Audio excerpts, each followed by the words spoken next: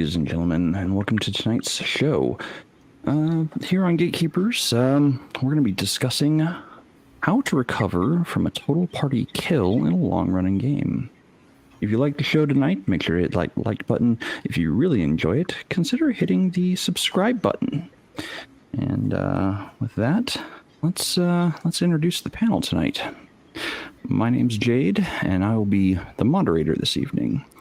Tonight we'll be joined by Connell, the Cigar GM, Shadow of Shadow and Sun, and Bruce of Dick's Division.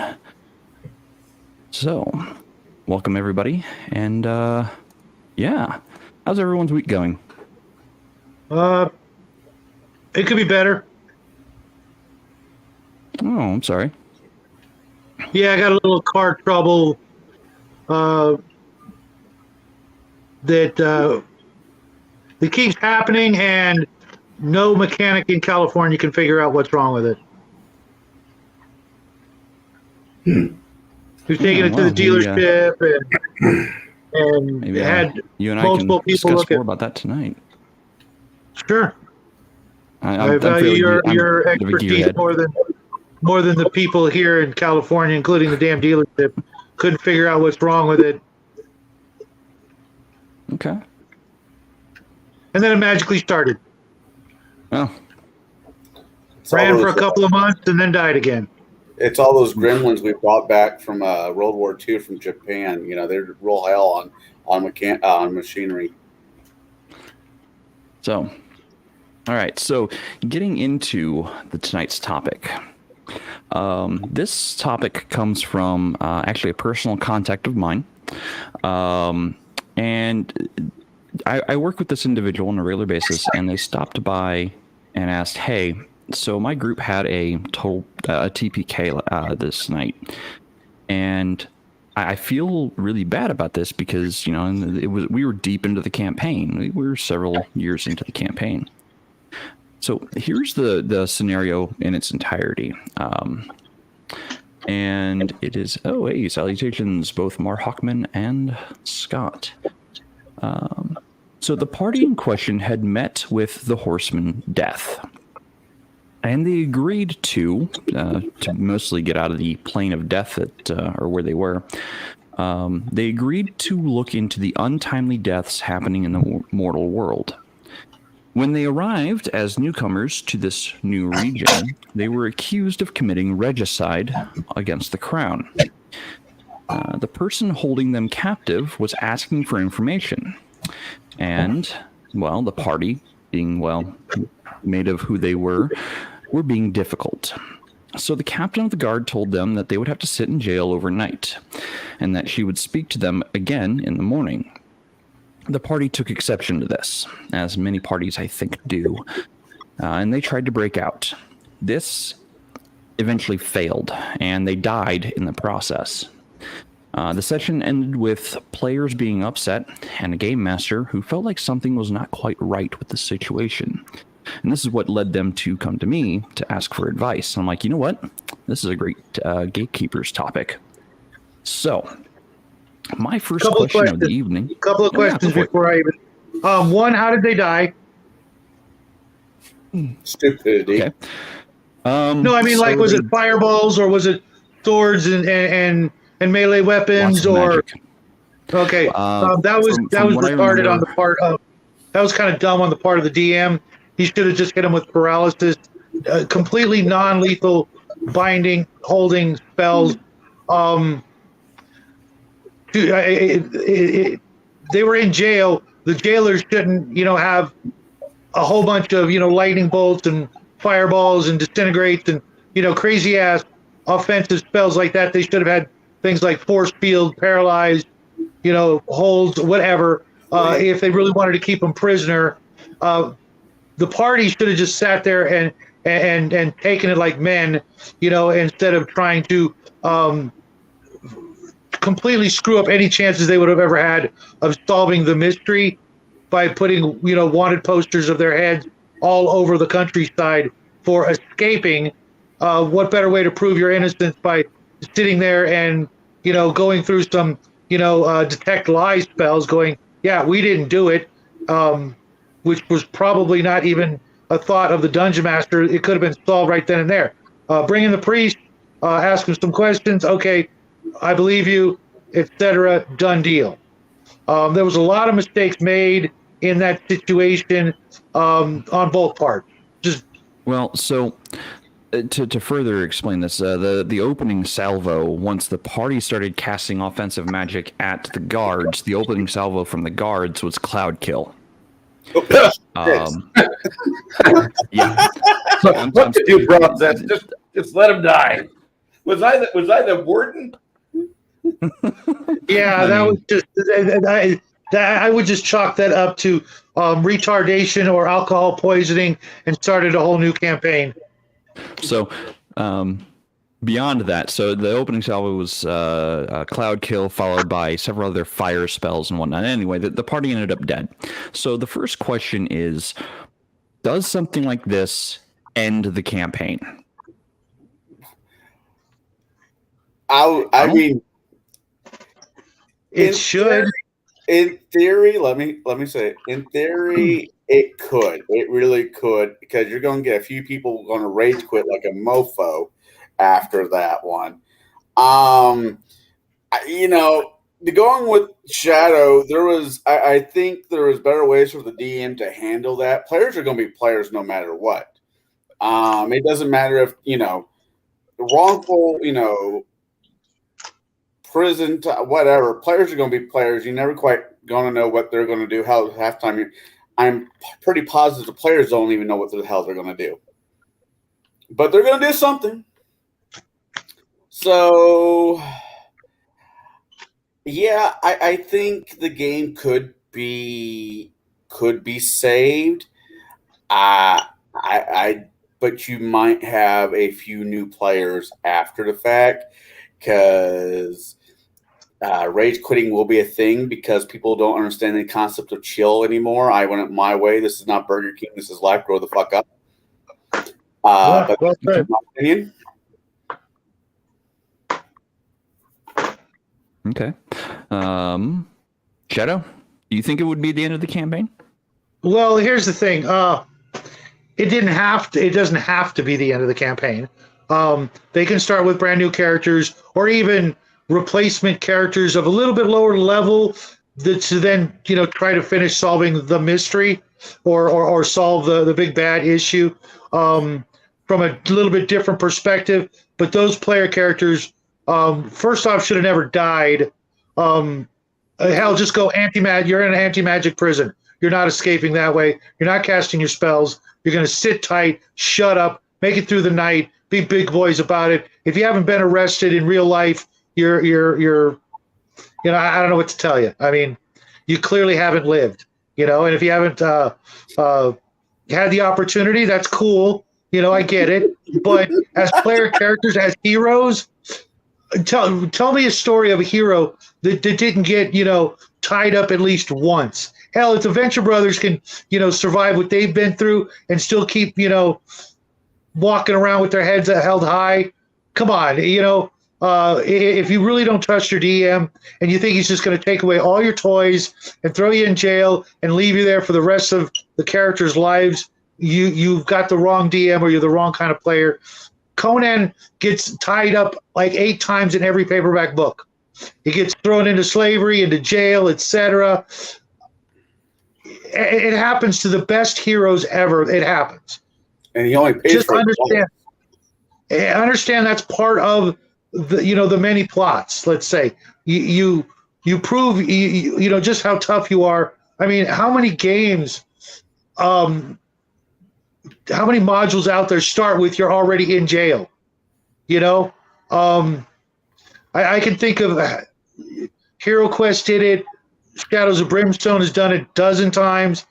So many other games that I'm familiar with, so many modules out there. Just trust your DM. Just trust. Yeah, there you go. Just trust your.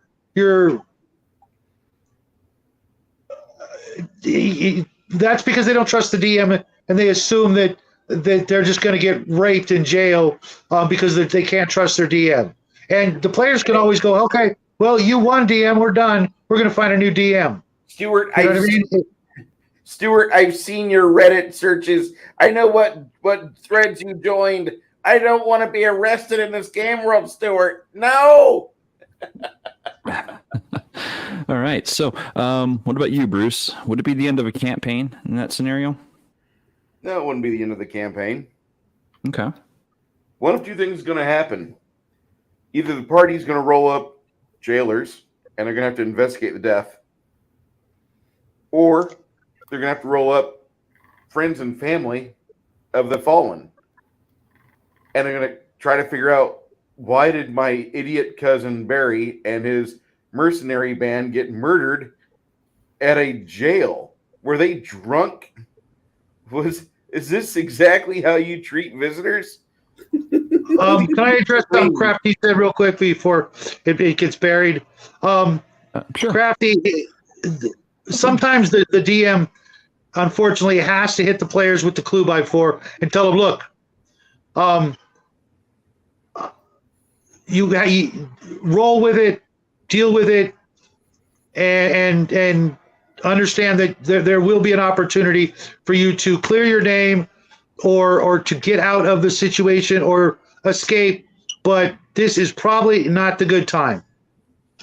Sometimes you have to kind of give them that big old, awkward hint, or you will end up with a situation like this where your players and you will have to come to the understanding that if I ever try to capture you, you guys are going to do the dumbest things possible. Therefore, my hands are tied. And as a DM, I'm not going to let my hands be tied, by letting the players tell me what I can and can't do. I'll find new players, or the players can find a new DM if they don't trust him. You can't let them, just force the issue of, okay, fine, you escape, or fine, I will never take you prisoner. Every fight will be to the death, etc. That's just. I mean, I'm okay with people rebelling. If they're going to tell me they will never allow themselves to be captured, then I will never pull a single punch, and they will get TPK'd some other way. If we can never have a certain kind of story because they're going to take offense to it, they're going to, stomp their little feet and throw a little temper tantrum because they refuse to be captured. I might just have to go, okay, well, you got captured. They cast a paralyzed spell on you, and you don't get a saving throw. The end. It's just they can't tell you they're not going to allow certain things, but that's just me. I'm not going to let them tell me how I'm going to dungeon master and what's off the table.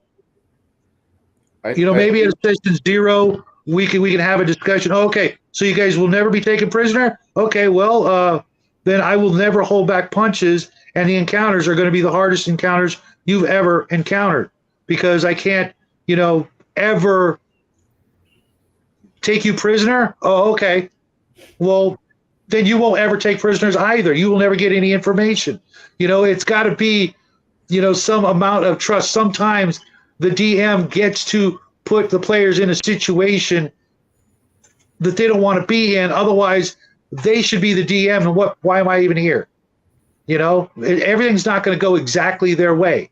They have to, be big boys and girls and accept sometimes bad things happen. Otherwise, you're playing, some other kind of game, and I don't want to be part of that. I'm just thinking of this, like that's the second edition games we used to play, like the first half the players' hit points in a row, in a scrum, when they're in a bare-fisted fight, like those were pretty much for the taking if you wanted to punch it out. But you got below half on the maximum hit points, and letting the players know, like, you're really not thinking you can stand much more punishment like this. And if they're going to go for, like, edge weapons and fight, I don't see how, like, that situation, like, you probably deserve that TPK. In fact, if I was a DM and they did that, I want to be ballsy here and say, I don't know if I really want to play with you guys because there's going to be some things in my story that will happen And I don't need you to throw a temper tantrum. I need you to accept the reality of this game world. But here's how things are probably going to go. If you want to roll it out, we can. We will fucking take 5 hours for a Pathfinder combat just to prove you wrong. God. You will eat it. But with the TPK, with the situation you describe happen, and I inherit the table, either one thing's going to happen or the other. I'm going to throw it at the players. What do you want to do? You can roll up characters for the guards in the employ of the city, or you're going to roll up the family members of the people that fell down. Did you guys roll up how many brothers and sisters these guys have? Did you guys do that? What type of DM do you have anyway? Because I like to do that. I like to say like you've got a big family. You've got like 6 brothers. You got 2 sisters. You're the first of 8. Damn it, no. I want to be the 7th son of the 7th son. Go ahead. And I'm like, no, I want to be the 7th son of the 7th son, you know? You know, that guy had no inheritance coming whatsoever, so he had to go out and make his own life. That's what I'm saying. But if I have players that they're fighting that badly to retain their agency, okay, I need to get through this in 5 minutes so I can actually get through this. I don't want to repeat this portion next session. I need you to experience it now. And that would be where I'd go, Jade. Okay. So we're all pretty much in agreement, because even I'm in agreement. That to me doesn't spell the end of a campaign. Like that. Hold on, would you two knock it off? Thank you. But Daddy, my dogs are being jealous, trying to get in with pets and whatnot. Anyway, so I'm in agreement that even though TPK would have happened in this instance, that it shouldn't be the end of the game. There are methods to. There are methods to continue playing the game, even if it's not those characters anymore. So let's see here. I just made that disappear. Okay. My question, I guess my question is for the DM, to the DM. If the party that you have imprisoned is fighting back, they're doing what players normally do, and they're trying to escape. Your solution to this, not to let them just have their day, which is fine. I get that to a certain degree, but cloud kill. I'm not even going. I know, right? I mean, like I said, this is how it was explained to me. Were they what edition were they playing? Do you know? Pathfinder 1E. Oh God. Okay, I'm just curious. I'm just like that was just to me. That just seems like overkill. I'm going through the chat. I'm trying to keep up with like 3 different things at once. All right, I'll shut up. I'm sorry. You're fine. You're fine. That just blows my mind that the solution to it, the DM's problem was that spell. Actually, so that's something I will get to in a bit. I'm going to star that one for later. I also starred one from Mar Hawkman for later. So let's get into continue the game. So if you want to continue the same game, should you start a new group of adventurers who get roped into the events based on the circumstances of the failed group? In this outcome, does whatever bad stuff that would have happened if the first group failed happen? Like, does the big bad evil guy fulfill his plans, or is there still time to stop the big bad evil guy from completing his plans, or at least minimizing their effects? So I'm going to open the floor with Bruce on this one. Sorry, I was texting Crafty in comments. What was your question, sir? I apologize. So the question is, so we're all kind of in agreement. We want to continue the same game. So do you start a whole new group of adventurers who somehow get roped into the events that are happening based on the circumstances of the failed group? And if you do, does whatever bad stuff that would have happened because the first group failed now happen? Or is there still time to stop the big bad evil guy from completing their doomsday device? Two things or at least minimizing effects. Two things are going to happen. And if there's a doomsday device with a ticker on it, well, you're going to experience a lot of death, because I'm not going to put the supervillains' plans on hold. Cobra will fucking reign supreme, and you will suffer because you made bad choices and you had a TPK. Then you kept wanting to play, but you chose that you wanted to do X timeline. Your entire timeline will be trying to pick up pieces and trying to pick up steam very quickly to beat the time clock. Okay? Now, if the TPKs happened and the players are at the table, you have two choices. You can either play a member of the city guard, or you can play a member of the surviving families of the dead mercenaries that got killed by a cloud kill spell of their own causing in the city jail. Which of these do you wish to go through? That's the backgrounds you get. And from there, I will build the campaign, and you will be in it organically. And when I say organically, it's going to be not gentle. This is not a prefab game from Goodman Games. This is not a prefab from Frog God Games. This is me growing this campaign at this table. The world already in motion because some bad decisions before your character was brought into the limelight. Congratulations. This is like whenever you're at work and somebody dies and you get their work and your work. Have fun. Okay. What about you, Shadow? So we're going to continue the same game.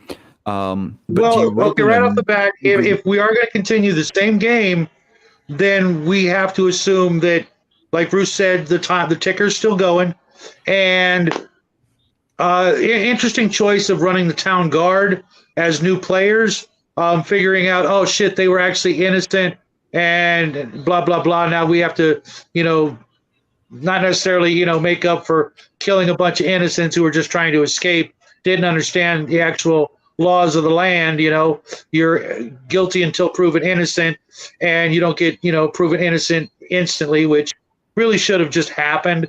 I would probably have them, come up with some new characters, whatever they want to run. Obviously, they really couldn't be first level. Otherwise, we got to also turn the clock back. Otherwise, they won't level up fast enough to catch up with the big bad guy. Probably, with the timer.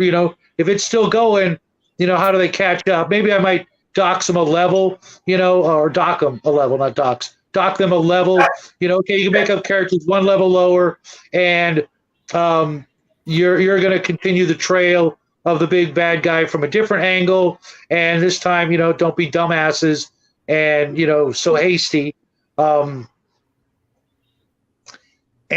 just go from it, like I said, from a different angle. But that's if the players want to come back, because you're clearly the DM made some big mistakes. Clearly the players made some big mistakes too. But who made the first mistake? If you give in as a DM, you're going to suddenly become a pushover, or at least they're going to think they could push you around, and you can't have that. If that happens, it's time for somebody else to, okay, now you're DM. Screw it. See how you like it when I'm at the other side of the table, type of thing. You cannot show any weakness. You can make mistakes, but a mistake like that is the ultimate mistake. Everybody's dead. Game's over. It's my fault. or it's your fault.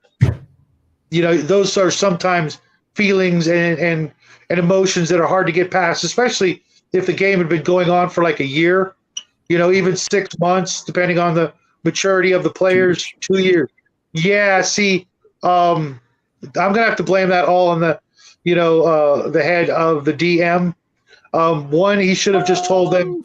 Should have just told them you'll be at you'll be here for the night. That's it. So And I if know, they can't handle that, I'd be like, I'm done. well, he did tell them that they'd be there for the night. One of the players, like I know some of the other circumstances. One of the players wasn't going to take it, and the class that they were playing really should have just accepted it and waited, but they didn't. So I mean, unless it's a party of chaotic evil and chaotic neutrals, why not just sit there for the night? I mean, he was supposed to be lawful good. Supposed to be, like, no ifs, ands, or buts. That character was supposed to be lawful good. I don't know how they played because I wasn't there, but I know, like I said, some of the circumstances that led up to this, the player egged it on to a certain extent. Paladin snapped the guard's neck.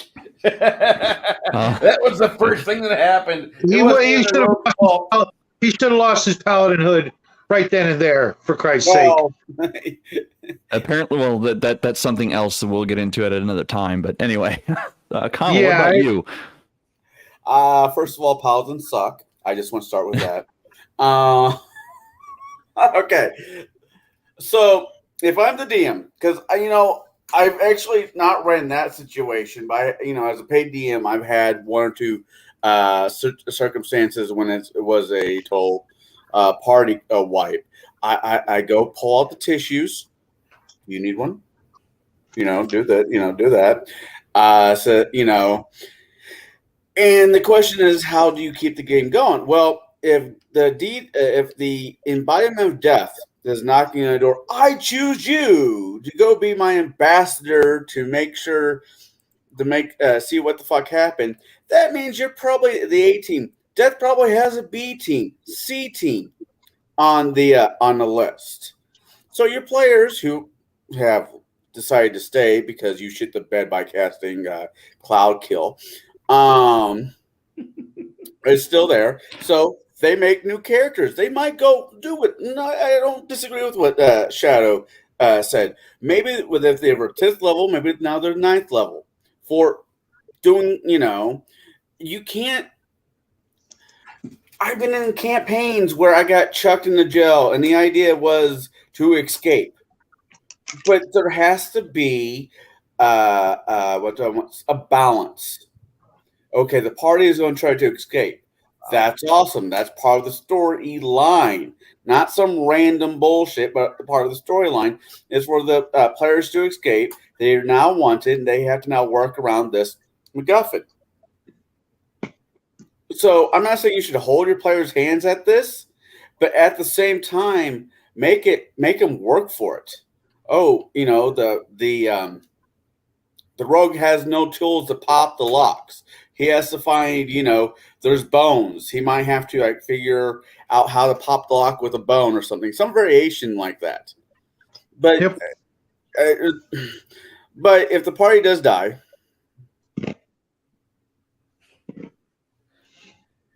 I would say the god of death has a B team.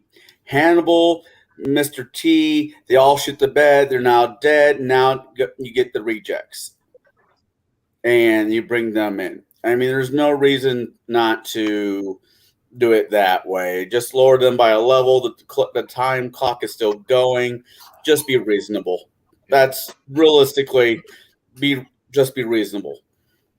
So I actually also gave this advice to this game master on this thread line where, okay, so the group A has died. And granted, death sent them to this place to do X, Y, and Z. They ended up doing A, B, and C and ended up dying because they were too impatient. So I said, okay, from that you can do this. here's what I recommend. Run a second group, relatives of the first group, or somehow connected to the first group. They know of the first group's existence. Have a cleric, or have, whoever rolls up a cleric or a paladin or whatever divine class, oracles per se. They get a vision from death or whoever, and they now have to take up the failed mission. So now they are already, in the area and, ready to go forward. And as you guys said, I would also probably start them a lower, like one level lower. Like that's the cost, I guess, of a TPK is everyone starts one level lower. Let's get moving. Oh yeah, Boromir died. Here comes Faramir. Yeah, kinda. I should say he set the bed. He Dutch oven the bed. Right. Well, here's the last I want to say on this other part of the topic that nobody wants to talk about. Some discussion needs to be had to make sure this doesn't happen again. Otherwise, what's the point? Yes, I agree with that. I will. Yeah. Oh my On both God. parts, I the couldn't DM. fucking disagree with you, the three of you, so hard here. Okay, go for it. Why do you disagree? Because I should not have to soften up my fucking game. That's not what I said at all, Bruce. You guys That's want not what I said. padded, you guys want padded walls in the dungeon when you go adventuring? Shall I give you a fucking wheelchair so you don't deal with pit traps? I mean, holy fuck, no, the difficulty curve is still going to be there. It's still going to be a scrum. I might make you roll up first level characters because Timmy, the fucking brother of Stacy, the caster, he never went outside the farm. All he's got is an extra 3 hit points for toughness that I gave him because there was a really bad winter 6 years ago, and he got really cold. That's all. That's not what I was saying at all, Bruce. What I was saying from the point from you have a new party in the same campaign going along and picking up the pieces, they're not going to be nearly as experienced as everyone else. And they're going to be trying to flounder around. So, yeah, you're going to be low level for a little bit until we get our bearings and you people start getting around 5th or 6th level. And it might take about 6 or 7 months. But no, see, that's my point, Crafty. I don't know. See, if I was the DM in this situation, or if I was a player in this situation, I might not want to come back to that table until a discussion was had. Okay, you guys either, as a group of players, need to understand everything's not going to go in your way, and if you can't handle it, I'm not the DM for you. You need someone, a little softer. Or if the DM isn't going to make it clear to the players that this isn't, a life or death situation, you need to run and escape as quick as possible because I'm going to put you in the gallows the next morning. Okay? That's all I'm saying is I don't know that I would continue the game or want to be a part of either side of the game without some discussion first on, let's not have this happen again. And if we do, we went into it with full awareness of the consequences. I agree that a discussion should be had from both the player and dungeon master side, but here's what the conversation should be. It shouldn't be about players or characters or their abilities or feats or whatever they might get. No, the conversation is between the players and the game master of, okay, guys, we just TPK'd. Here, from my perspective, this is what you did wrong, or here's what I believe you did wrong. I was trying to give you guys a moment's rest, and maybe you would have got some information. Maybe this was a role play, not a role play moment. This is a situation where you had time to openly discuss with an NPC I planted specifically here to feed you information. And all you had to do was role play it. But instead, you decided to role play it. And you died in the process. Like, that would be a conversation from the GM side. Now, player side, maybe the players are like, oh, hey, we didn't realize that we weren't supposed to break out. We didn't realize that you were trying to give us information. There should be some kind of like, okay, what went wrong? Why did it go wrong? So I think a discussion should be had above board, above table, that, from both sides, like what went wrong discussion. That's the discussion I think I would say that has to happen. I would have about a 30-minute discussion after the last character started being room temperature. And I would let the players have their grievances. And I'd let them know, if you want to stay here, I've got this campaign, which is really badass, but you have to stay here. It's not going to be easy. And half of you or more have played through the Dark Souls series on your fucking Xboxes and PlayStations. So don't tell me that you don't have a stomach for try again. I'm perfectly aware that D&D is not a video game, but this is the same group I've had that they loved being pushed back and thrown out of a city by a giant gargantuan tar dragon that ate their lunch, that snarfed 20 characters. I could go get the book right now and show you the obituary pages. So, you wanted to play this? We're playing it. This is what we're playing. And you guys can either play the role of characters that are related to the deceased, or you can play the investigators that are trying to figure out what's going on. It will go from there. What? It will go from there. You'll either be of one of two camps. But this campaign, it's not going to be a PvP. This is not a Tarantino-style Reservoir Dogs game. This is a high fantasy game with high fantasy magic. And just as a DM, that's the last I want to hear about the TPK. If you guys have a grievance about it, you can. I'm at this table for 8 hours at a time. I'd rather play the campaign than listen to Amber Turd shit the bed with her fucking natural 1 die roll fucking saving throw, and she ended up killing numerous characters at the table with her. I don't care. I'm sorry you died, but I want to play this campaign, and I'm not willing to redo this combat. Let's move forward. I'm the dungeon master. We're going forward from here. I'm the DM, and my story requires you to be captured. That's before I got to be the DM, Crafty. Sorry, bud. There's a really good story for you Cthulhu Mythos heads out there called The Trail of Cthulhu by August Derth. And he was one of the guys that was really fundamental in Cthulhu Mythos. If you have the chance to read it, recommend it. I really recommend it. It's as good as The Mountains of Madness. In that story, the initial character dies. And he's unraveling all the things going on. Why am I researching this city under the sea? Why am I finding out about this elder evil? 0 hit points. The story starts, the next chapter, with the doctor going through the forensics of what's going on. That's the halfway point of the book. And that is how you go from a TPK. You tell the players, you died. I'm sorry. If you're wanting to stay at the table, we will continue. I have a great campaign for you. Just stop killing my donkeys. Okay, so go ahead. Crafty's talking about, I want to have them fight their way back from the afterlife. I'm not doing Greek mythology.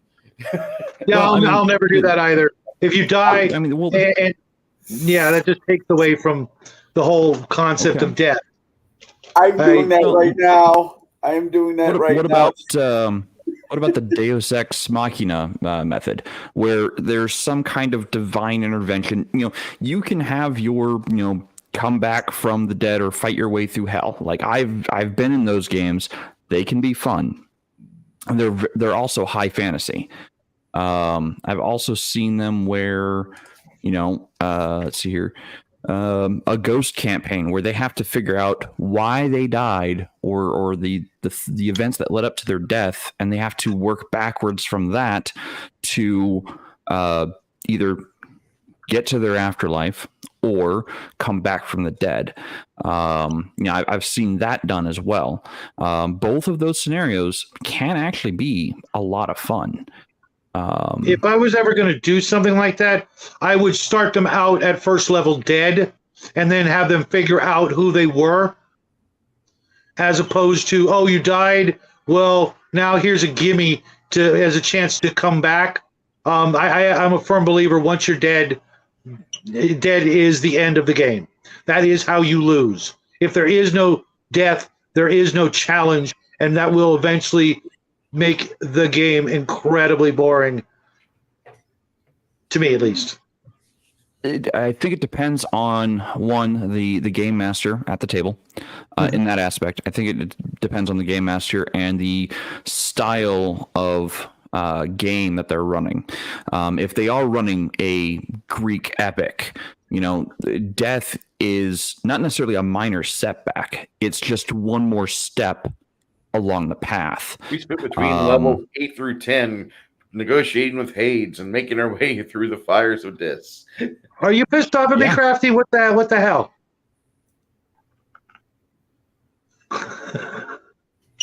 Let's see here. I'm just rolling through the credits, trying to hit, or not credits, the comments here, trying to hit all of them. Actually, the table I've run, with the table that I'm running right now, that's a full woman campaign that I'm basically running Xena for them, but they don't know it. Sorry, I haven't realized it. One of them did die. One of them died bad, and the party's like, is there any way to get that character back? And they're talking to a cleric of Hera. I'm like, well, you could always go to the Hades and get her soul back. And so they're going through that, but it is a Greek mythology. What cost? What? Oh yeah, no. Yeah, what cost? Don't turn around.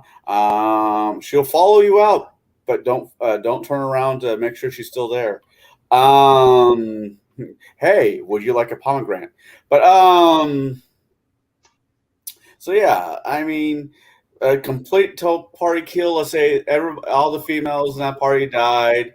They went in front of the judge and Hades himself. I would probably have them being spirits and trying to work their way back to the land of living. It happened in Greek mythology. It's not a big, it's nothing real new to the concept. But that game is very much theme based. It's different when, if you have a complete party kill, it's different if the theme does not really work in that favor. I mean, going to your campaign that you ran this past Thursday on Table Breakers, for those who haven't watched it, a total party kill in that campaign, there's no coming back. Collect your pink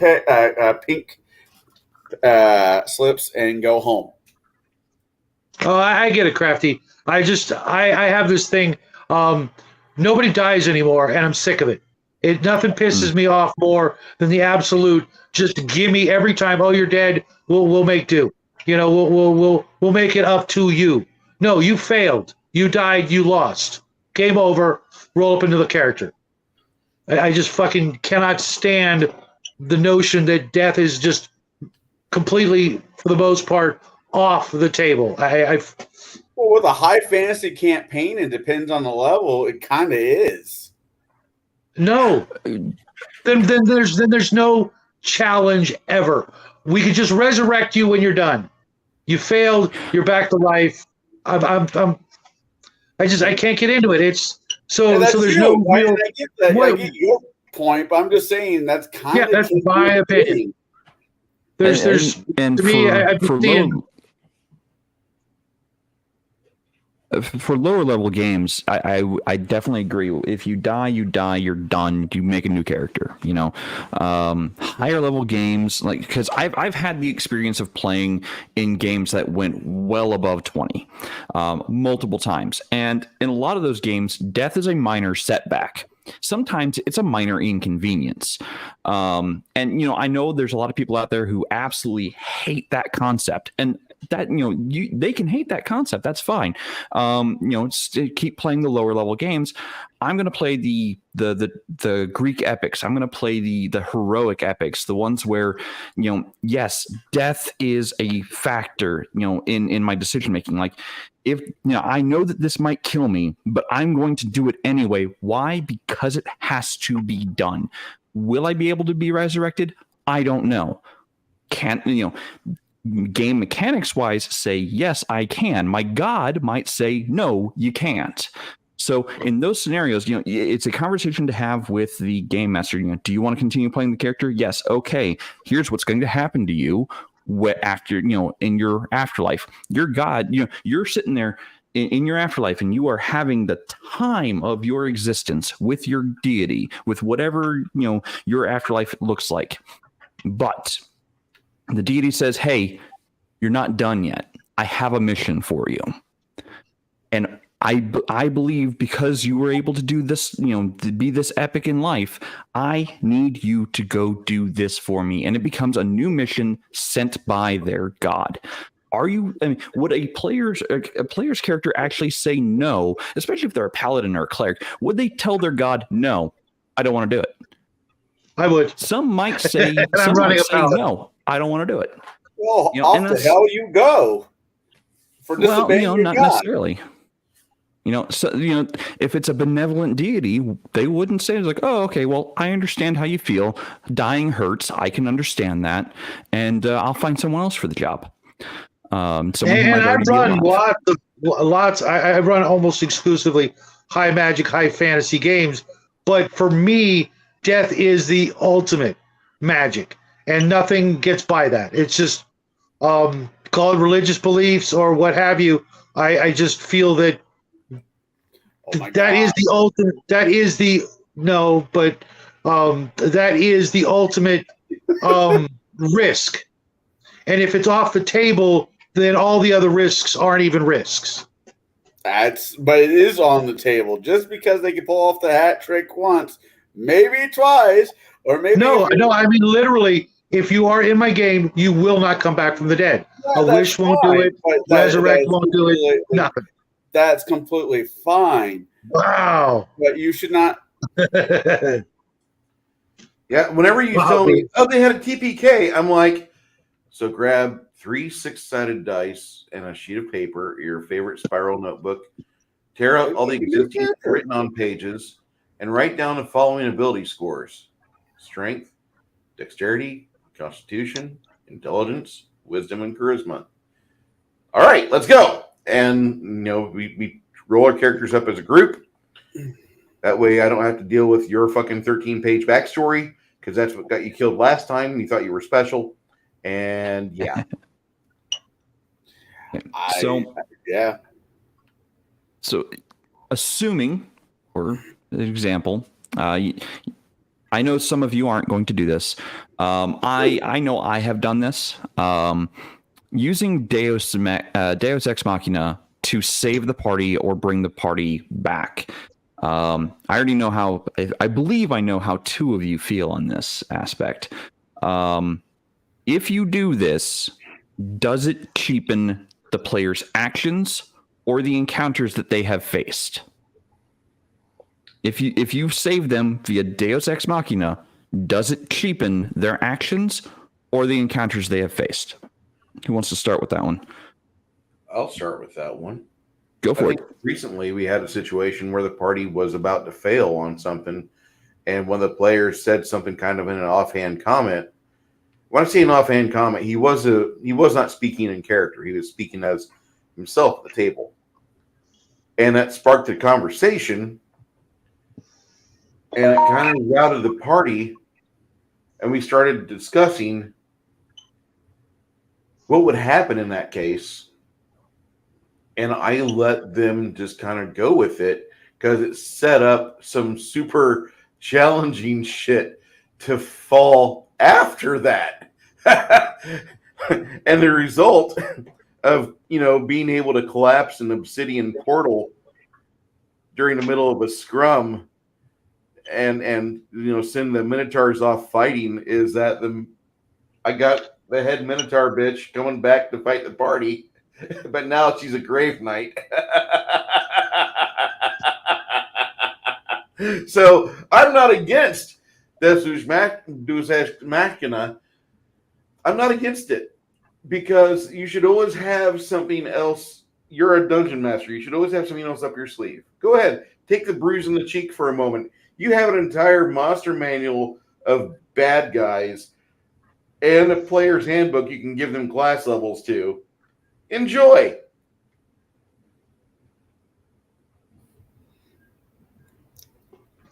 What about you, Shadow?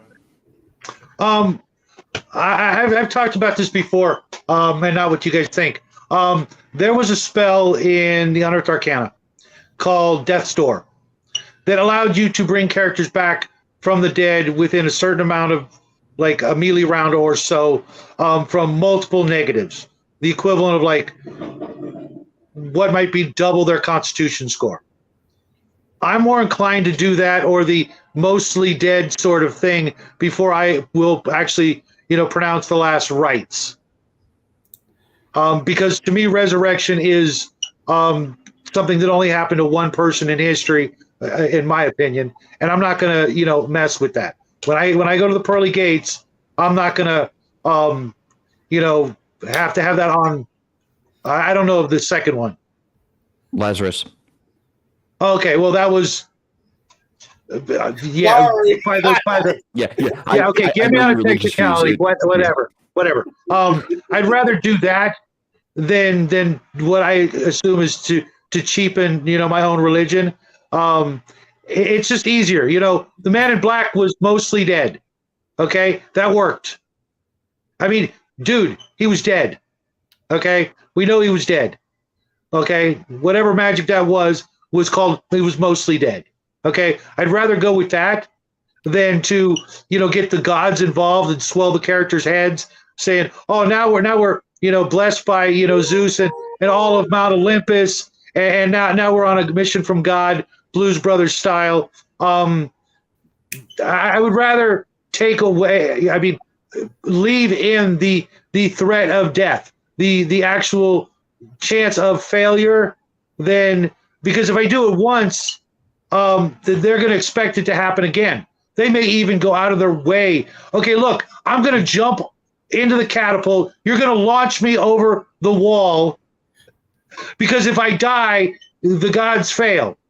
You see what I'm saying? I'm not going to have that kind of bullshit involved in my campaign. There's other ways around it. And, worst comes to worst, we can always, like someone said, fudge the rolls. You take a little bit less damage. Something that's simple, as opposed to, they're never going to know. I mean, unless you roll every single die roll in front of them, which is just time consuming as hell and unnecessary. They need to know that there's some mystery involved and some unknowns in there, as opposed to start the game. You were going to say There's no something, pay. Connell?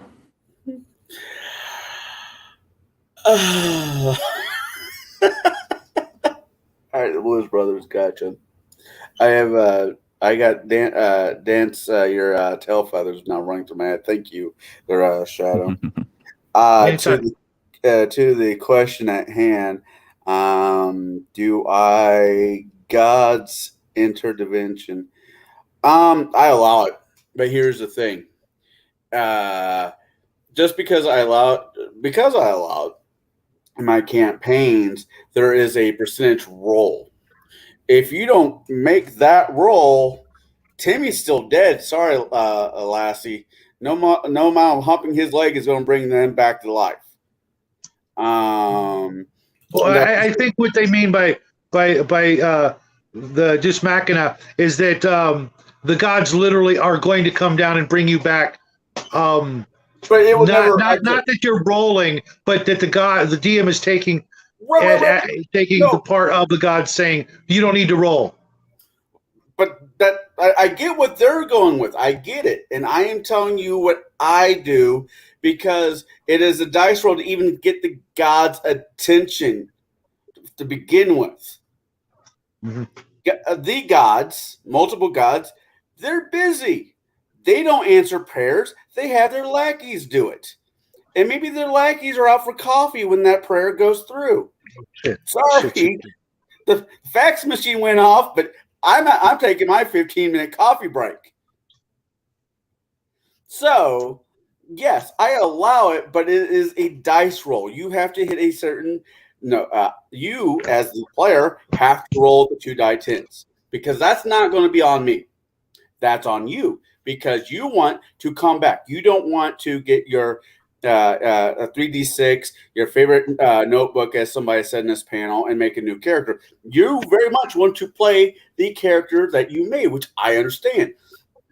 I made a saint, and in one of my campaigns that I really enjoyed. I would have rolled the bones to see what percentage chance, but you roll a 2 d10s, you get X amount. If you're on the mark, guess what? The facts go through. The lackey's there to see it. Oh crap! Jim Bob has died. He's needing something. Better get this to the management office. Then go up the chain. It goes. If he's out for a 15-minute coffee break because you don't make the roll, here's 3d6. Here's 32d6 minus the lowest 12. Whichever way makes you happy. Go make a new character. I am sorry for your loss. My condolences. And mazel tov for your new character. So now let's see here. Scott said something that I'm going to get into here in a sec. If Deus Ex Machina is used, how do you not cheapen the actions or the encounters that the party has gone through or is going through? And I think he's got a good answer there. It always happens behind the GM screen. Like if you're going to roll or if you're going to use Deus Ex Machina to prevent a total party kill or to bring a party back, it happens behind the GM screen and it has to be for a reason. The gods have a purpose. Now, in the scenario that I started the night with, the Horseman Death conscripted the party to go intervene and look into the unnatural and untimely deaths happening in the mortal world. So in this instance, I would say, yes, it is acceptable to use Deus Ex Machina to bring the party back, but at a cost, a severe cost, more than likely. I actually gave the player or the game master this advice. And you guys can take this and dissect what I'm about to say. I said, okay, the players' characters come back to life. Not pets, not horses, not baggage trains or lackeys. Just those player characters because they are the ones who made the deal with death. Death sits them down in the crossroads of the afterlife and goes, "You fucked up. I'm sending you back. Don't make this a habit. The next time you die, I'm preventing you from going to your afterlife. I'm going to hold you here at the River Styx for all of eternity because I am death and I can do so. I'm sending you back to finish this mission." The players will, and then I suggested this, the players next session, they claw their way out of their own shallow graves with only the most mundane of equipment on their persons. All magic items are gone. Why? They died in a prison. That stuff is monetary value for the kingdom. It gets sold to the kingdom. Any armor that was not cursed in the act of death, in the process of death, and the armor that was not cursed is also gone because guards can use armor. Any items that are revealed to be cursed or cannot be removed from the bodies because of curse or other means can stay on the body, but they will have a curse effect on them. So the paladin who mouthed off to the guard and started the whole chain of events, they got burned to almost ash. So they're going to come back disfigured, like with scars and whatnot. Any social interaction they come back with is going to be at a -2.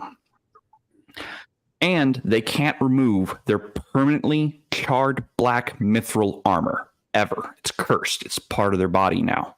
They'll never be able to remove the curse or the blackening effect of it. Maybe through atonement they could, but they're probably not going to. They'll likely end up dying before that. So that is what I suggested to this game master. What would you suggest to this game master who wants them to play these characters again? Well, right off the bat, -2 to me is microscopic, especially in later games. It's 10%. Maybe other games it's less. I can see a lot of players going, "Nah, I'll just stay dead." If it's too much, especially. I'm inclined to agree, though, that there should be some horrific cost and penalty if they fail again. I like that. I mean, but again, most players don't actually get into their character's afterlife and don't care.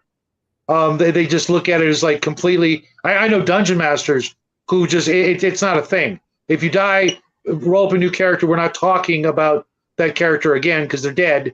It's up to you. You want to pretend they're in heaven? Cool.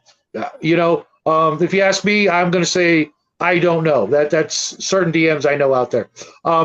It's kind of a fine line I could see between getting players to accept the penalty to even want to continue if it's too harsh. Okay. Other than that, if I was ever to do that kind of bringing them back kind of situation, especially if it's an entire party, that's like a once in a career type move, or at least once in a combined group of players. I might do it once, and it would be the one and only time, and I'd let them know this is never going to happen again. And you fucked it up for any other players I ever get, because I won't do it again if I'm doing it. Because I could see them just being just as okay with, okay, well, if I got to choose between death and all this crap you're piling on the plate here on the scale, I'm just going to go with death. You gotta kind of weigh that out. The give and the take. If I'm going to bring it back, this is the punishment, this is the penalty, versus them just saying, nah, it's too much. If they can't handle being in prison for a night, being permanently scarred, your paladin is no longer a paladin kind of thing, and you got to actually work for all your stuff back. I'm taking away all your gear, which was worse than what would have actually happened had you not got TPK'd. They're probably just going to go, this is worse than death. So you got to balance it. Okay. Connell, you look like you got something to say. I'm looking at that. I'm just wasn't there for the campaign, going with what you said, what happened. And I had a couple of different thoughts. My first one is the rogue had no business dying. He should just let the rest of the party die and stay in his cell and behave. Because if a rogue's being played right, it's all about him. Yeah. But that's just my opinion. But what you described, I like it. I personally like it. I could definitely see it adds more to the storyline. It adds more meat to the bone, per se. But you got to know your party, because I can see a lot of people saying, no. But I want to continue the story. Yeah, that sounds like a you problem, not a me problem attitude. And I think that's going to be a problem with that solution, unless you get some really cool people that say, you know what, yeah, let's give that a try. You might out of 6 people, you might get 3, you might get 4 takers. You're probably going to be out 2, but the guy who played the paladin, I'd be cutting his ass loose to begin with. If he doesn't want to come back voluntarily. Rage quitting is going to happen. From the get-go. Rage quitting and fuck off and die is going to happen the moment possibly when you offer that deal. Because no, I'm pretty. You can't do this to my character because my character is, a hero, and we all have to be a hero. We don't want to pay the consequences because we're heroes. Because Disney says we're only in trouble if we get caught, right? So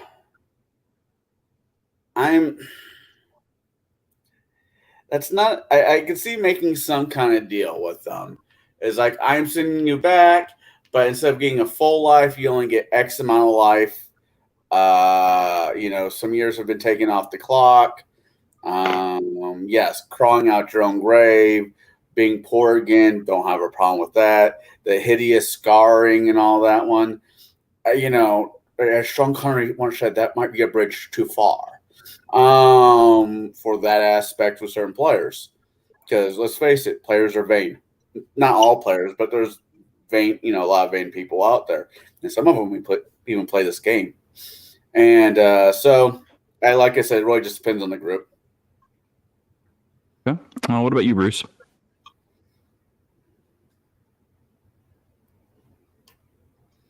Oh, Mr. Knuckles. All right, I had my microphone on mute. Okay. I'm not a real big fan of just giving things away. Okay. I don't like the idea of divine intervention or Deus Ex Machina. I'm not into it. But if I'm being held to fire, like, you've got to save this campaign. If the party dies, they'll leave your table. Fine. I guess all of you guys fall down, and as you're bleeding what should be your death, one of the passers-by channels positive, and then you get loaded up in vans at 0 hit points, and the campaign continues. You're going to meet with the penultimate villain who thinks he's pretty smarmy. He wears glasses, and he tells you his ultimate plan. And then afterwards, I want to give each of you a chance to do one thing, but it's going to cause you to bleed again. And then you're going to be either helped out or you're going to be rendered dead by a very buxom lady with huge bosoms, large tracts of land. Death by snoo. No matter what, the campaign's over. You guys died. Just accept it, roll up new characters, and let's get this going. What's the level of the players? The level of the new characters is first. They've never adventured. Have fun. What? First, here's your backgrounds, so you can draw your skills and feats from. Iron Man says, I don't fudge dice. If the players can't take it, then I need different players. That generally is how I feel all the time. Connell, do I soften the blow at the campaign table? No. Okay. Hypothetically, you kill my character this coming Saturday, and reincarnation is now on the table. I'll just make a new character and move on with my life. Yeah, I mean, Shadow hit it on the head earlier. He's bitching about the fact that death is too easy to overcome, and indeed it is. And in the game at higher levels, in the 3.x engine, it is a speed bump. Unless the dungeon master has a ruling or puts the players in a situation where your death has a lot of weight. Be good, Scott.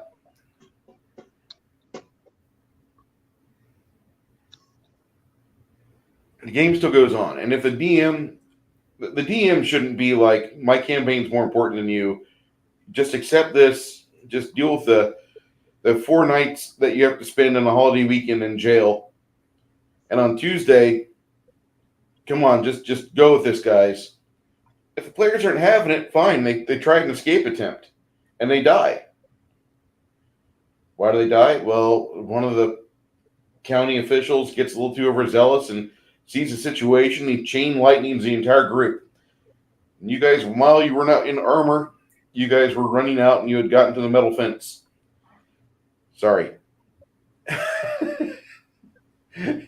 Or maybe a city for hire blood mage teleported from the mage into the cleric and exploded both of them.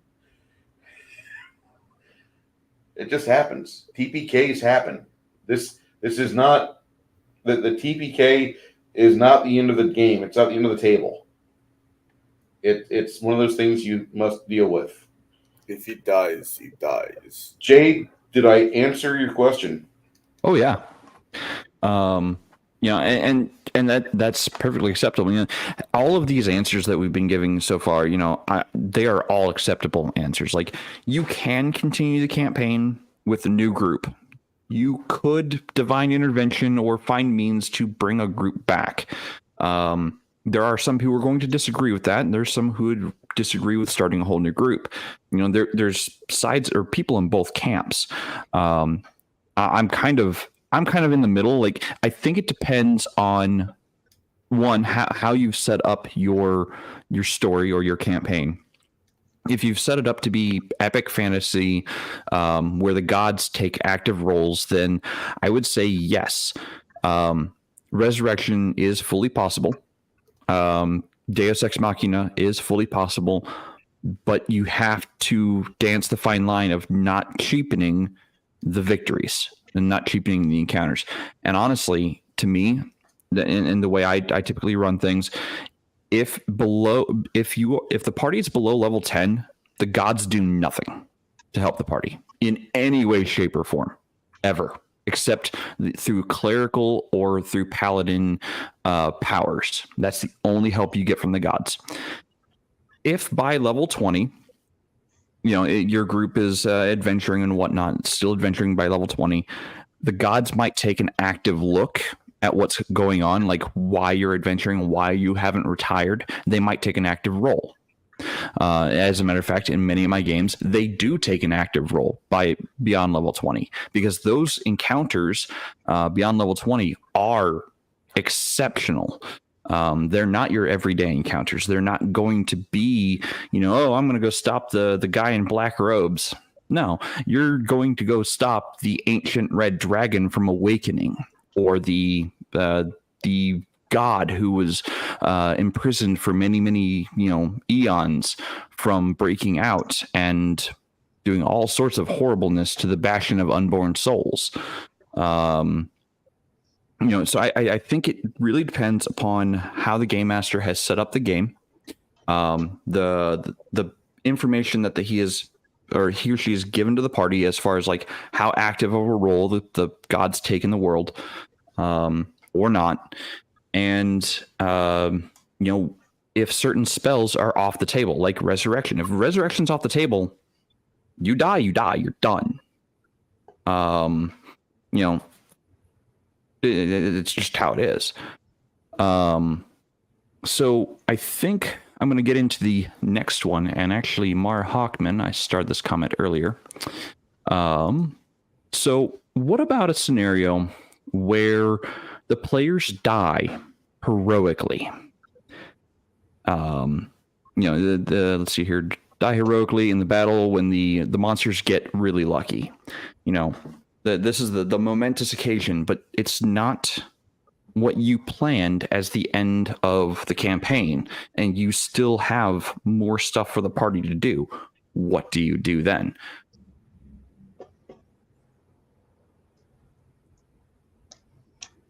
At what level? That doesn't matter. Pick a level.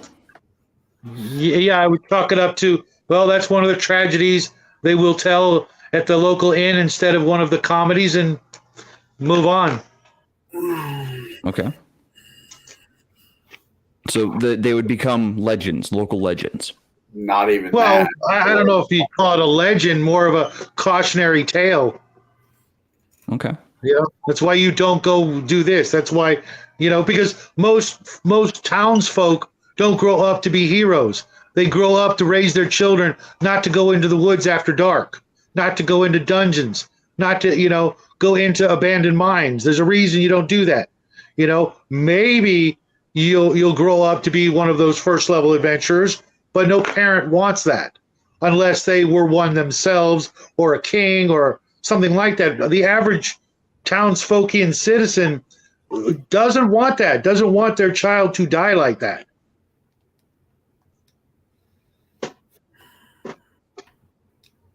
Donald, you look like you got something to say. I'm between thoughts. Now, Okay. the party goes out. Let's say they're 5th level. The party goes out and they run across something that's CR appropriate. And they die. Shit happens, make new characters. I'm sorry, I can't do anything for you. The store of divinity is closed.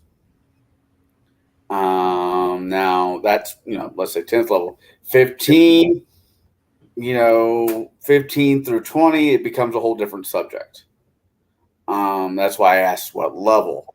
Because at 15th level, there should be at least somebody in the party that has the mechanics in the game that allows it. Not saying that the party has the financial means to pull off the hat trick, but they should be able to at least cast resurrection or whatever to get them to a cleric who can write that check. So I think it's very much level. I think it's very much level dependent on what the level the party is for my decision to be made. 1 through 10. Yeah, sorry. Let's just make new characters. That much for you. 10 to 15. Roll me some dice. 15 to 20. Does the party have a cleric? As a druid? There should be mechanics in the game for those classes to pull off it themselves. I shouldn't have to do it. Okay. For the DMs that like to run rules as written, well, there are rules and they were written to how to handle this. And if you say no, then that's a no. There's just that the DM should always have to have the final say outside the players. No, it's cool if my character dies. I'll just bring something else in. So that's my opinion. That's my thought on it. What about you, Bruce? The players die heroically, because the monsters get lucky. Am I supposed to feel bad? I mean, it is a high adventure game. It is a game where there's risk, and sometimes the players don't use tactics. Sometimes the rogue player puts himself out of position, or sometimes the magician gets caught between two dueling ogres and they grab a fighter and beat the magician to death with them. I mean, you guys tried. Congratulations. Again, grab your sheets of paper and 3 dice 6. Let's roll these 6 statistics. Okay. And we're not talking about you're going to roll first level characters and I'm dropping you into 7th level campaign. No, there's challenges for like low level over here where you're beginning. And I'm not going to soften the blows, but I am going to make it roughly about level appropriate. You might see an ogre or two. You're not getting put in a hardware store with thousands of Jackie Chan ninjas that will kill you with all the props multiple times. No, I'm not going to do that to you. I was thinking Washington and a Equalizer when you said a hardware store. That was the best movie. That was the best Denzel movie I've ever seen. Equalizer. Scott has a point. Yeah, if a character dies different from a TPK. Yeah, I mean, it's So the TPK should be a rare thing. It shouldn't, it should be once, maybe twice in a game storyline. It should not be every other Friday. It should be, it should be a rare thing. It does happen, but it should be rare. I'm going to disagree with you. The threat of it should always be there. I'm not saying Yeah, the threat. I'm not saying the threat shouldn't be there. I'm saying the threat should be there, but but it actually happening though, that's rare. I mean, shit. The only it reason didn't why used to be rare though, Connell. It used to be it used to be more common than not happening at all. Once upon a time, up until 1999, that was going to happen. That was just inevitable. It was just a matter of how and when. I'm not going to make 15 fucking characters because the DM wants to be a dick. It was never supposed to be the DM versus the players. And if that was the case, a tournament play was a thing. That's not D&D. Let's go play Magic the Gathering with cards and see who comes on top. It's supposed to be stories. It's a storyline. The players play through. Granted, I never played these earlier editions. I started with 3.5. So the mechanics I know are different than the mechanics you know. The book, No, I'm talking about the fact that it is in fact a game, and sometimes you lose. You can't. If you go into a game and you never lose, you're not playing a game. right. But all the players, maybe this is just me being me, but all the players should have an exit plan. I know my characters in most of my campaigns. Absolutely. And a good DM will put one there for you. It's whether or not you choose to take it. In the old days, and should still be a thing, you shouldn't go into a first level dungeon and clear it without having to go back to town a couple of times back and forth. It's not realistic. You shouldn't be able to carry all the weight out unless there's a bag of holding at first level waiting for you at the end of the last room. Yeah. Loot's a whole different subject than what we're talking about, and I don't disagree with you. Bruce, you were going to say something? Back in the day, TSR made probably 1/10 of their budget just selling character sheets for second edition. Okay? Just selling the character sheets. Okay? And boy, how much money they bring in today. I'm sorry, but was that company ran by Gecko from the Wall Street? Greed is good. But I'm going to tell you that, like, the early books for how to play D&D, like the actual book that was written in 79, How to Play Dungeons and Dragons, the Game Master advice in the second half of the book, they tell you that the players should never truly feel safe. They might be safe somewhere, but don't let them onto that. Get a poker face. Secondly, let them know that their own inaction or lack of proper actions could cause personal harm. And in an actual game where you're in a dungeon, about 1 out of every 4 sessions is the average where players are rolling up a new character. Player or players. Mm-hmm. Now, this is back in 79. Yeah. But there's not a whole lot different from then to now. It's just that a lot of DMs don't want to give characters a lot of damage because they don't want to have to create a new character. I'm sorry, you didn't research the powers good enough. Then that might be my problem because most of the DMs I've had are sitting right here, and somebody else who is not with us aren't slat. Then I'm pretty sure you don't pull your punches there, Bruce. Try not to. I do a pretty good job, I thought. I mean, Jade, I've been in a number of your campaigns. I die. I just make a new fucking character and move on with my life. I mean, I don't get people. There's nothing wrong with this. Well, I think there's something wrong with this, but to be nice, I'm going to say there's nothing wrong with this. People who get emotionally invested in their character need to go get a pet, because a pet. Well, here's Okay, a hold on. counterpoint to that. Go ahead, Jade.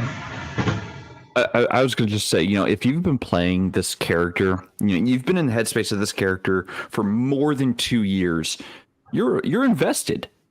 There is some kind of emotional attachment to this fictional being. It's why some people get attached to characters in storybooks.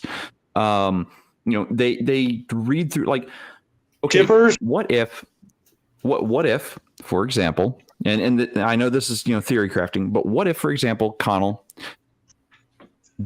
Harry Dresden was shot in the back of the head tomorrow, and that was the end of the game, or end of the entire books. The very first paragraph, of the next book, he gets shot in the back of the head, and that's it. That's done. Terry Dresden dead. I would pick up the book. I would read the rest of the book, look at it. Well, that was some lazy fucking writing. Put it down and move on with my life. Okay, but you see, some people actually do get emotionally invested and tied to characters, and that's what keeps the people coming back to those books. They have some kind of investment, especially in a long running series like the Dresden Files. What, 17 books now? 17 and a half. If I wasn't emotionally invested or invested in some capacity at all, I would not have made it through book 5, probably. I would have probably stopped at book 4 because I didn't care for book 3 or 4. I'm sorry, not 3, book 2 or 4. I didn't care for either one of them books, but I was invested enough to continue reading through the Dresden Files. The same thing with characters in role-playing games. If you play a character or you're in the headspace of a character long enough, you are going to be invested in that character and seeing that character through to their goals. Does their goals have to be at the end of the campaign? No, they could leave halfway through what the game master has planned for the campaign because it was a natural point for them to jump off. Like, I fulfilled my goals, I'm going into retirement. But you do have people who get invested, invested into their characters. And when the characters die, they're like, what the fuck? What do I do now? I had so many plans for this character. You had plans for that character. How well were those plans known among all the people they ever, communicated with? What if someone else out there that they communicated with or, had interactions with go, man, that person died in a really horrible way. I'm going to go avenge them. And now you're playing that character. You're playing the character to avenge your first character's death. I'm not. I agree. I see where you're coming from, and I know a lot of people like that. I just don't get emotionally invested in my character because it's a fictional character. It has no bearing on my day-to-day life. When I read the book, and I'm reading the Two Towers, if there's a complete party wipe, which there won't be because we all know how the story ends, well, Sam should have stopped bitching about that pony a book ago, and I'll move on with my life. However, if your players, unfortunately, Connell, if they're not invested, then to me they're really not caring, and they're just there for maybe a completely different reason to be at the table, and maybe the dungeon master isn't making the game, exciting enough for you to be invested, for you to care. Because if you don't care, then you're not going to play the character to the best of your and its ability. I think, to some extent. I mean, there's a point. You just started, you just rolled up a character, etc. But after like 2 years, if you're not invested, you're probably the only one at the table that isn't really, hoping for the next adventure more than not just giving a shit. Okay, cool, I'll make a new character. I don't care. How good a player are you going to be when you don't care? it's not about not caring. There's a problem. There's the rub. You can care about stuff and not be emotionally invested in it. I care about, like, let's say my car has more meaning to me than any fictional character, and it is a car. It is a non-living thing. But it's important to me. I enjoy. Well, that actually has value to other people, though. Your character only has value to people at the table. The rest of the world doesn't know about that car. But if anybody found your car with the keys in it and a sign saying free car, there'd be a line of people lining up to take your free car. If you're running a campaign that needs 5 people and only 3 people show up, you're going to need their characters. They have value. Well, see, counter argument to this, and this is what I think. I think this stems into a different topic, that of murder hobos. People who don't give any flying rat's ass about their character living or dying, I think that builds towards murder hobo-ness because they just don't care anymore. They're not there to be invested in the story. They don't care about the story. They don't care about what their character does at all. They are just there to roll dice because that's all they care about is rolling the dice, making their numbers bigger than the enemy's numbers and reducing the enemy's numbers. That's all they care about. If that's the kind of game you're playing, and everyone has agreed that is the game you want to play, okay. But not everyone does that. I guess I should reword this better. I don't get emotionally invested in the character, but I do get invested in the campaign because I want to know how the story ends. I don't give a rat's ass about my character. I don't give a rat's ass about your character. I want to know how this story ends. Okay. But how good a story can it ever be if nobody cares? I care about the story, not the individual right, but character. the story becomes a good story through good role playing, through good interaction with the players and the NPCs and the monsters and each other. There's got to be some. I'm not saying I'm right. I'm just telling you my point of view. That's fair. But so the other side of that is people who do get emotionally attached to their characters or invested in their characters to some extent will have a harder time letting go of those characters in the event of a TPK. And I think that's what I won't let you put my character in prison because I care too much. Well, that I think gets back more towards the I'm the big damn hero mentality. You can't do that to me because I'm the big damn hero. I think that has more to do with that aspect of it.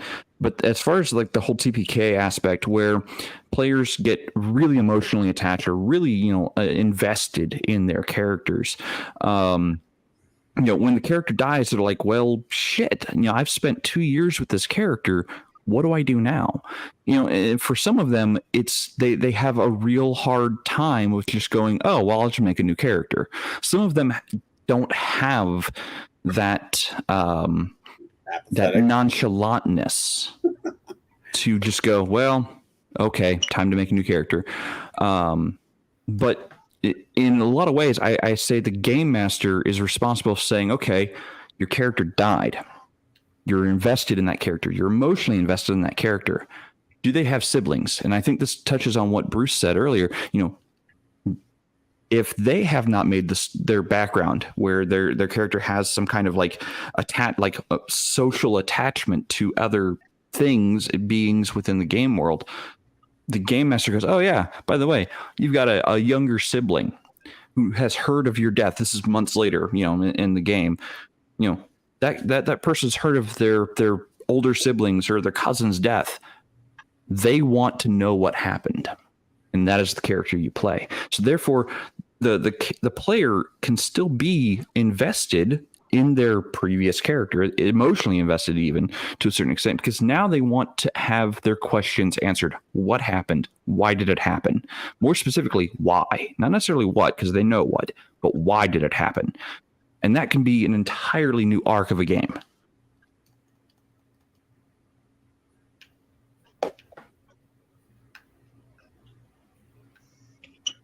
So I am out of questions, by the way. I see what you're saying. I mean, maybe I'm just being a dick. Maybe I'm a dick. I don't know. I'm a dick. It says it on my fucking name. Yeah. X Division. People that get emotionally invested in fictional characters, I think need to go get a dog. Because at least a dog will give you something back. It's not a one-sided relationship. But that's me. All right. Well.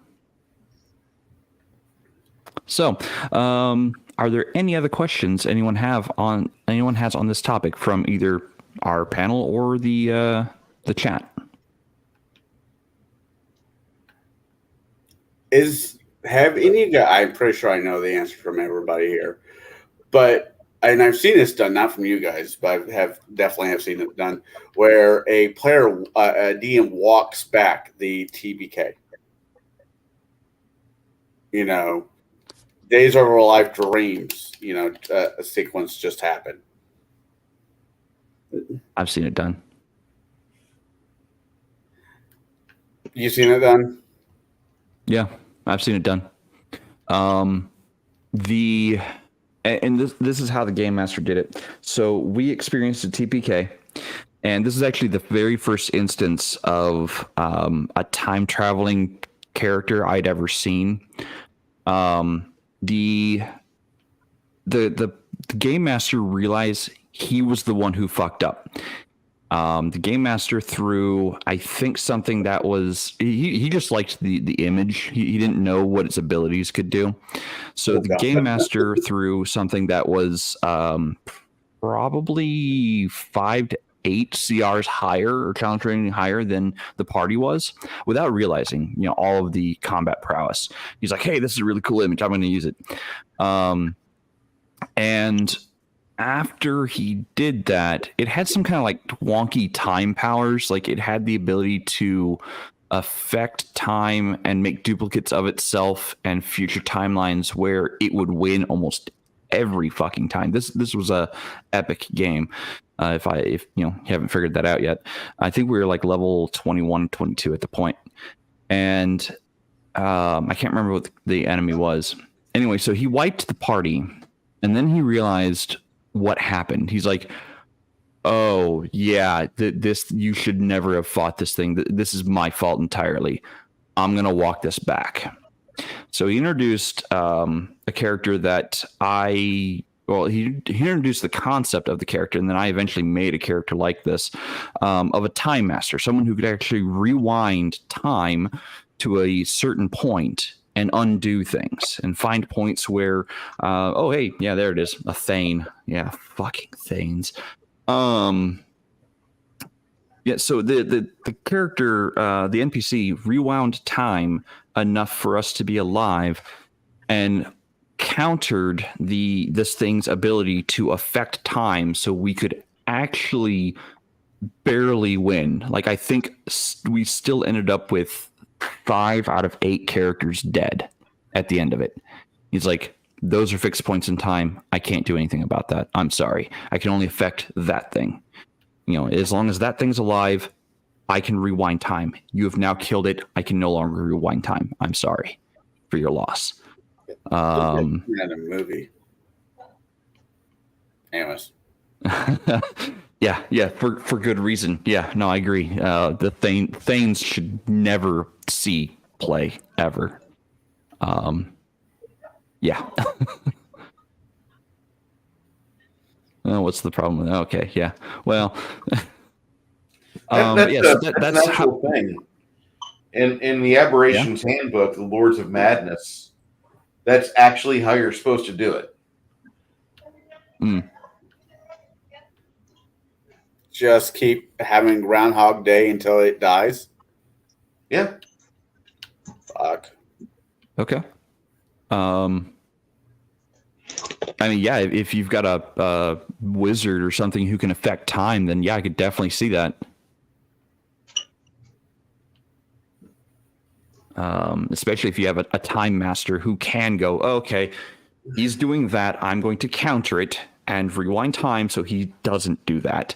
You guys do your thing. I'm going to try to keep him from murking all of you. And then that's how that campaign went. I still had to make a new character. I think, God, like I said, 5 out of 8 of us ended up having to make new characters, of which the campaign ended like maybe 5 or 6 sessions after that. So yeah, it was pretty much the end of the game anyway. Now, I mean, if it's the end of the campaign, the absolute end, the big bad happens, and it's kind of a mad situation, everybody dies. As a player in that situation, I'd be okay with that. I'm okay as a player if the hero dies at the end of the story, because you know what, I think that's how most stories should, and I think the hero did his job. He did what he was called upon doing, and he dies. That's okay with me. Not everybody gets to go home. But not mid-stroke, but mid-campaign, then yeah, as a player, if the DM allows the mechanics of, reincarnation or whatever, and the party is high enough where it can be a thing, like it was with in your campaign, Wrath of the Righteous, I don't really care. It's part of the game. I mean... Okay. Wait.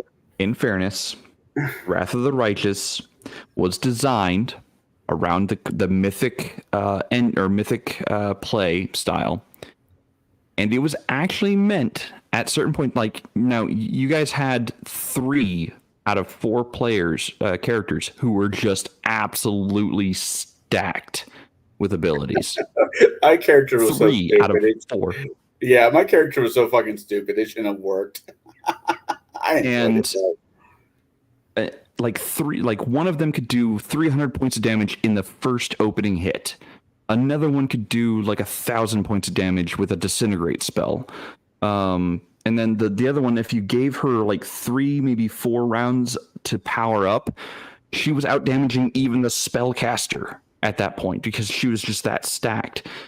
If it wasn't for the fact that you guys had really, really experienced players in Wrath of the Righteous towards the end, Wrath of the Righteous was designed with this idea in mind. Multiple TPKs in the final module. It was actually designed to wipe the party 10 times before they succeeded. I believe it. That's actually how it was designed.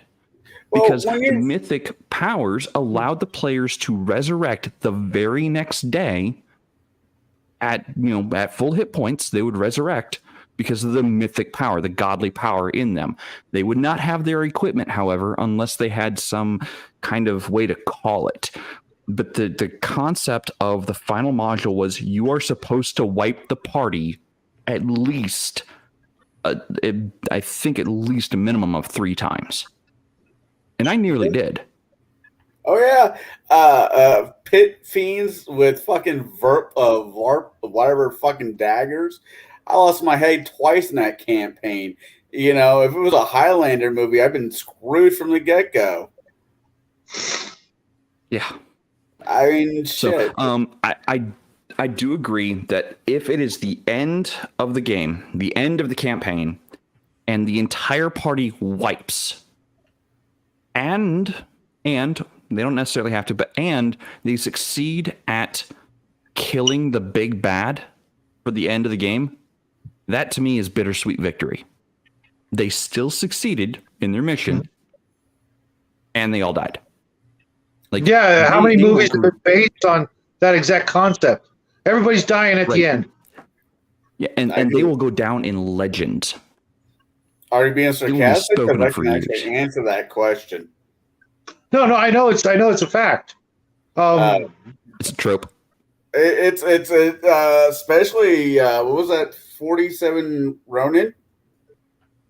All Yeah. but one of them was put to death because of their actions. And the recent one, I haven't seen the old black and I haven't seen the old black and white one, but the Keanu Reeves version of it.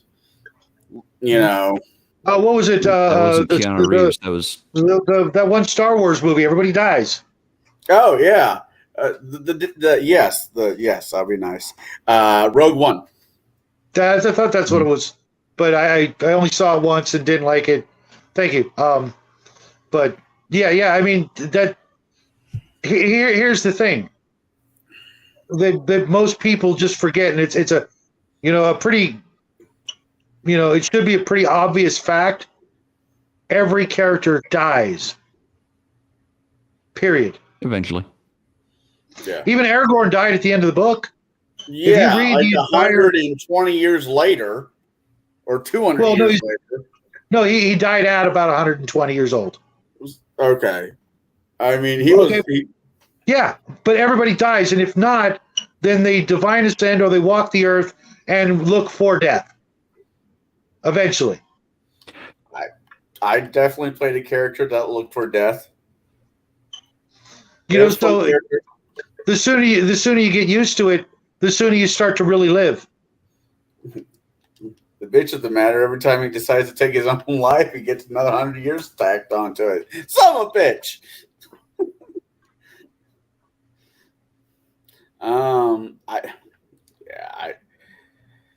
I don't think there's anything wrong personally with the TPK, and it really doesn't have to. It really, the best type of TPKs is where it's nobody's fault. The dice just weren't with you that night. If the DM did, pull out the right CR. Eventually that death spiral is going to hit the party. It really is, and a lot of games, which is really funny. A lot of games, you walk into that game. Paranoia, Call of Cthulhu, Traveler, you have a 1% chance of living and a 99% chance of dying, and people still play the game. But when it comes to let's just call it Dungeons and Dragons, it's a totally different situation. But only if DM allows it in his campaign. Dungeons and Dragons. Any of these games, Pathfinder, as a DM, I can rip that mechanic right out. The mechanic saying that you can bring a character back to life from the dead. I can rip that right out of the game because it's my game. It's the only time I will have that will fight with it is if the module like Wrath of the Righteous is this is a thing. No, fuck. If you run as rules as written, then, it is what it is. But if I'm doing a homebrew campaign and I decide that I want to take your route there, Shadow, when you're dead, you're dead. Sorry, there is, no coming back from the dead spells. Now, health potions are incredibly addictive. Well, that's not entirely accurate. I do allow reincarnate. No, that's fine. Okay. I'm just going with with more or less what you've said. Now, health potions are addictive. If you start taking them over every little scratch you get addicted to, and you start to lose con points because you're now addicted to it. Oh yeah. I don't like that. I really don't like that. Iron Kingdom, you can be healed to death. Yeah, I really don't like that rule because then at some point the players just go, well, the only way I cannot die is to become addicted, which is a living death. So I guess I'm just going to retire. That's the player's call. I mean, unless it's an actual game mechanic, which I've never seen, it's just somebody's idea of making the game harder, which is fine. But it's kind of a give and take. I've talked about this before. Players need to have a way to heal. That usually a cleric. A lot of people don't want to be the heal bot. Well, then you're going to be going back to town after every room in the dungeon. You know what I mean? And that's kind of stupid. Because that's how I run it. You when you finish a room, you guys are probably pretty beat up. Now you can go into the next room without healing, or you can go home and heal. Because if you try to sleep in the dungeon to heal, you're going to get 1 hit point back, and that didn't do any good. That's the way AD&D was.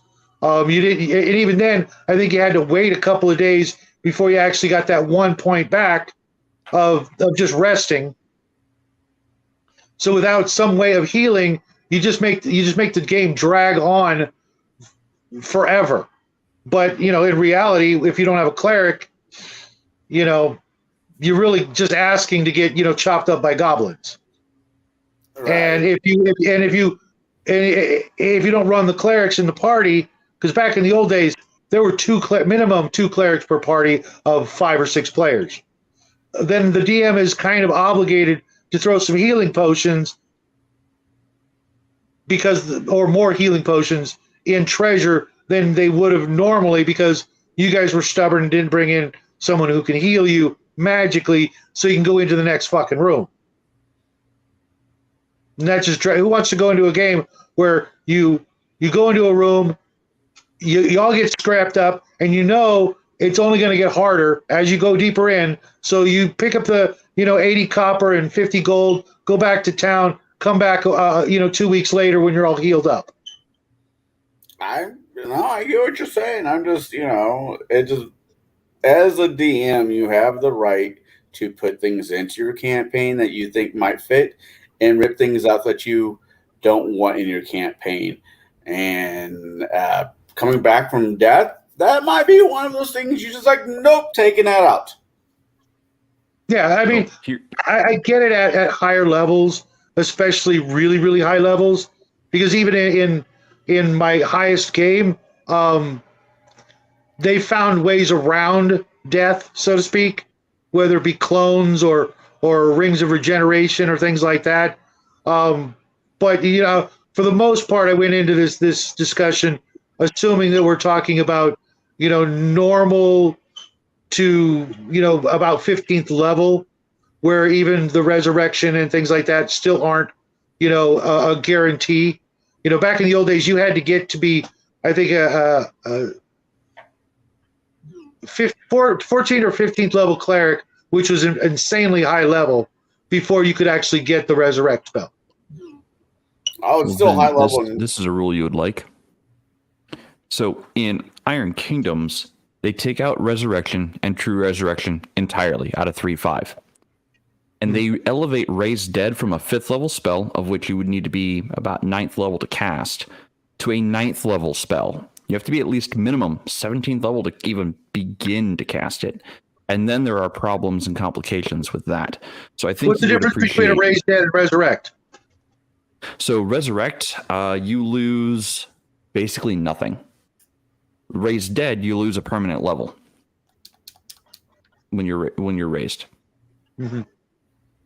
That's the main difference. Because I was under the impression, I could be wrong, I could be thinking of something else, where Raise Dead was temporary. You got a couple of days per level of the caster. So that aspect, well, okay, it might have been that way in second ed. In 3.5 or in 3.0, Raise Dead could only be cast within a number of days after death. Resurrection was number of years, and I think True Resurrection didn't care so long as they were not supposed to be dead by their god. Gotcha. And the player's character always had the option of not coming back, or the soul always had the option of not coming back. Revivify, I do believe, is a instantaneous, or you have to get to them within one round.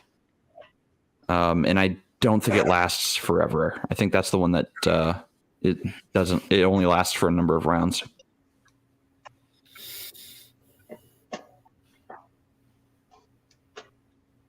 So, well, I think we've beat this horse to death. Bruce, do you have anything to add on this? No, not really. I think we did a good job. And I mean, for those of you that are wanting us to just move on with the topic, I agree. I would have preferred not to talk about why is the TPK happen? What happened? No. We just in your mind's eye or in your memories, There was another DM before us. He killed the party. We inherit the group, and that's where it came from. We don't worry about things happening before us. We're the ones tasked with the question. Here's how we answered. Or your DM moves states and he leaves you a lackluster DM. You were He's supposed an to all right level him guy. up. You were supposed to level up Jacob. I wasn't saying names. I will. He was an all right guy. He just I think he had really big shoes to fill and not enough time to fill them. He got really pissed when he killed his. He got really pissed when you turned his ultimate monster into a snail because he filled 2 roles. Yeah, well, he did it to me. He turned my character into a frog. I just kept my my own mind and decided, okay, well, that druid decided to turn me into a frog. I'm a big angry barbarian who's now a frog and realizes that I've become a frog. What am I going to do? I'm going to go jump down at the druid's throat and choke the ever-living shit out of him from the inside. I think I've seen that. I'm a big angry barbarian. I think I've seen that poster. Don't get it's with a crane and a frog. Never give up. Yep. Yeah, never give up. Never surrender. By Grabthar's hammer, I shall avenge yes. you. Oh wow, Russell's here. Yep. All right. Well, that is the end of the topic. I'm going to start with Bruce. What have you got going on this week? Tomorrow, we're going to have a big discussion on the benefits and drawbacks of index card RPG. It'll be starting at 1930, 7:30 for you civilian types. Central Standard Time. The Table Breakers crew will be tackling that because they did 2 shows back-to-back playing through that game. And I've never seen Kai a happier man in my life. Ever. Yeah. He was so happy to play. All right, go ahead. All right. Shadow, what do you got going on this week?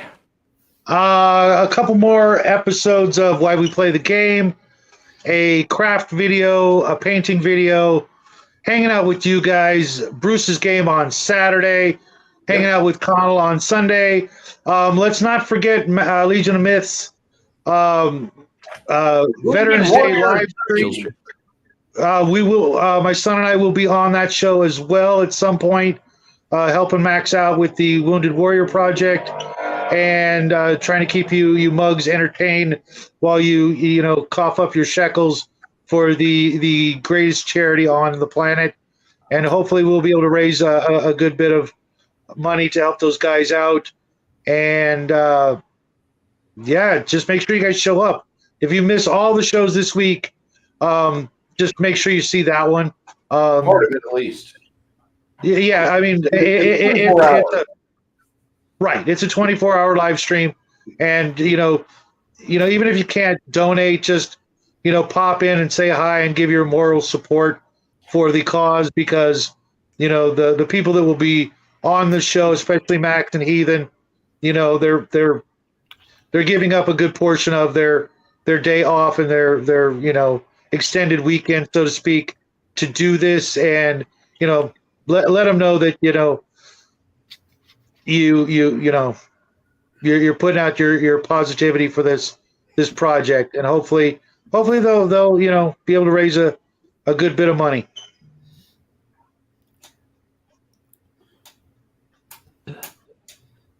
And to you, Connell. Let's see, what do I got going on? Thursday, Tabletop Breakers with you lot, plus a few other blokes. Friday night, most likely stopping in, let's say with Shadow, for Max's Friday night chill stream. This weekend, I'm thinking eating, drinking, and whoring myself to an early death might be an option, or play Pathfinder with Bruce. Yeah, both are pretty good options. And Sunday, we will be talking about the Pod People, sci-fi horror that came out in the help me with the year, somewhere in the 60s. 57. I thought it was 57, 58. 57. Really great. What one? Body Snatchers? Yes. Damn right. Okay. Now, You may want to also check out the one from the early '90s with Donald Sutherland too. we will not be watching that one because there's children in our show, in our program. It's not like it's like a Fox Network TV show. Like it had as much gore as the War of the Worlds TV series. Then I'm thinking of the wrong one. I'm thinking of the one he did when he was younger with Nimoy. That one was kind of gross. The 1970s one. Yeah, that was borderline, NC-17 at moments. But that's what I'm doing. We're going to be talking about the invasion of the Body Snatchers, and I think it would be a really good time to be had. That is a great movie, and that's what I got going on. I want to say Awesome. two things. You got two chatters there that I want to point out directly. Malachi says the show is winding down. I need to say that Bruce reminds me of Blofeld from the Bond movies. I'm a dungeon master. That's a perfect analogy. I appreciate that. And Crafty's like, do not let my pedantic antics in chat frustrate you. No, I didn't get frustrated. I got frustrated. He was talking to me because I thought he was getting mad at me because, I'm old and set in my ways. And if you haven't seen my I think it was my last Why We Play the Game. I am a harsh dictator when I'm at or behind the game screen. You heard it, everybody. He's a harsh dick, and he puts in the tater. Steamed taters or boiled? Fried in oil until they're rock hard. Hold on. What type of oil? Mazola or olive? I don't know. I don't cook them. I get them in a bag. I don't look at the ingredient. Leaving that one alone. Next question. All right. Well, How about you, Jay? What do you got going on? This week, so I'm going to be out of town this week. I have a birthday to go attend. So I'll be out of town. I don't really have a lot of recording time right now, mostly because the life is just hectic. So this has been my whole focus is Gatekeepers and preparing the stuff for Table Breakers game sessions. So that's kind of where I'm at right now. So I'm hoping to have time maybe in December. I'm hoping to use some vacation time and finally have some me time, like quality me time, and maybe me time with the wife. So yeah, that's kind of where I'm at right now. Huh? That's not really you time, is it? I mean, I enjoy my time with my wife, so. Okay. Fair enough. Give it another 10 years. If you enjoyed this chat this evening, consider hitting the like button. If you really liked it, consider hitting the subscribe button. And if you want to join the discussion and suggest potential topics for the future, our link to our Discord is actually in the description below. Consider joining that. And with that is Gatekeepers. Have a great time, everyone, and see you next time.